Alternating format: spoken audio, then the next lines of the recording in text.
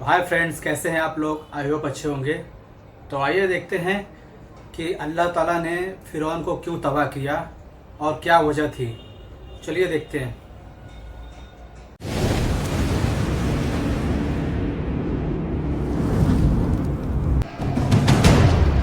एक जमीन जिस पर सदियों तक एक ऐसा बादशाह हुक्मरानी करता रहा जो सिर्फ ताज का नहीं, खुदा होने का दावा करता था। मैं तुम्हारा सबसे बड़ा रब हूं, जिसके लिए लोग जमीन पर नहीं सजदों में चलते रहे। और फिर एक ऐसी रात जब उस बादशाह की नींद एक ख्वाब ने छीन ली, और जब मौत उसके सामने आई तो वो पानी की एक बूंद का भी मुकाबला न कर सका।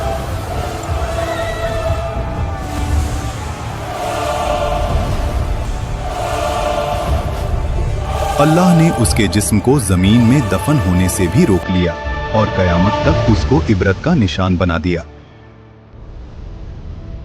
मिस्र, उस दौर का सबसे ताकतवर मुल्क, नील के किनारे बसे शहर जहां फसलें सोना उगलती थीं, बाजार भरे हुए, महल पत्थर के नहीं गुरूर के बने हुए, और इन सब के बीच एक शख्स, तो बहुत पुराना है। फिरौन। फ़िरौन उसका हुक्म सिर्फ कानून नहीं था, अकीदा था। लोग सिर्फ उसकी बात नहीं मानते थे, उसकी बात पर ईमान रखते थे। वो कहता था, मैं तुम्हारा सबसे बड़ा रब हूं। और मिस्र खामोश रहता था। खुद को रब मानता इसी मिस्र में एक कौम ऐसी भी थी जो रोशनी नहीं देखती थी, बनी इसराइल। उनके घर अलग थे, उनका लिबास अलग, उनकी जिंदगी अलग। और जोर लगाओ। उन्हें गुलाम बना दिया गया। उनके मर्द सुबह से शाम तक पत्थर उठाते, महल बनाते और रात को थकाए हुए गिर जाते। उनकी औरतें सिर्फ जिंदा रखी जाती थीं ताकि गुलामी का सिलसिला चलता रहे। फिरौन ने जानबूझकर इस कौम को कमजोर रखा। Bloody civilians! क्योंकि जो कौम कमजोर हो वो कभी तख्त को नहीं हिला सकती। समझदार के लिए सिर्फ इशारा काफी होता है। तफसीर इब्ने कसीर के मुताबिक एक रात फिरौन ने ख्वाब देखा। उसने देखा कि बैतुल मुकद्दस की तरफ से एक आग निकली जो मिस्र के घरों को जला रही थी, लेकिन बनी इसराइल के घर महफूज थे। फिरौन हरास होकर उठ बैठा। ये पहली मर्तबा था जब उसने खुद को कमजोर महसूस किया। उसी रात नजूमी और इल्मे गैब का दावा करने वाले दरबार में बुलाए गए।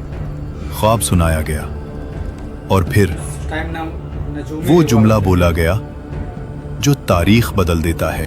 बनी इस्राइल में एक लड़का पैदा होगा जो तेरी सल्तनत के जवाल का सबब बनेगा। यहीं से फिरौन का गुरूर वहशत में बदलने लगा। डर जब दिल में आ जाए तो अकल चली जाती है, और जब अकल चली जाए तो जुल्म पैदा होता है। फिरौन ने सोचा, मसला पैदा होने से पहले खत्म कर देते हैं। और फिर वो हुक्म लिखा गया जो कानून नहीं, कत्लनामा था। फिरौन ने कहा, बनी इस्राइल के हर नए पैदा होने वाले लड़के को मार दो। शहर शहर तलवार चली, माओं की गोद उजड़ी, हजारों मासूम जान से गए।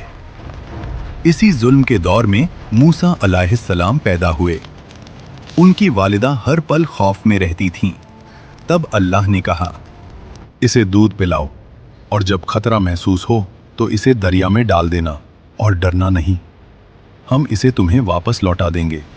तफसीर के मुताबिक उस माँ ने खामोशी से मूसा अलैहिस्सलाम के लिए एक संदूक तैयार किया और उसे दरिया में रख दिया। दरिया बह रहा था और उस पानी पर एक छोटा सा संदूक। मूसा अलैहिस्सलाम की वालिदा ने अपनी बेटी से कहा, दूर से देखते रहना, मगर पास मत जाना। वो बहन छुपकर चलती रही। आखिर वो संदूक पहुंच गया फिरौन के महल के किनारे। फिरौन की बीवी हजरत आसिया जब संदूक देखती हैं तो उसे खुलवाया जाता है और जैसे ही उनकी नजर उस बच्चे पर पड़ती है, अल्लाह उनके दिल में रहमत डाल देता है। वो फौरन कहती हैं, इसे कत्ल ना करो, शायद ये हमारे लिए फायदेमंद हो, या हम उसे बेटा बना लें। फिरौन ने बच्चे को देखा, उसी कौम का बच्चा जिसकी नस्ल को वो मिटा रहा था, लेकिन घमंड बोल उठा, ये बच्चा क्या बिगाड़ लेगा। और यहीं से फिरौन के जवाल का वक्त शुरू हो गया। मूसा अलैहिस्सलाम किसी और औरत का दूध कबूल नहीं करते। महल परेशान हो जाता है और तब वो बहन आगे बढ़ती है और कहती है, मैं आपको एक ऐसी औरत का बताती हूँ जो उस बच्चे की परवरिश अच्छी तरह कर सके।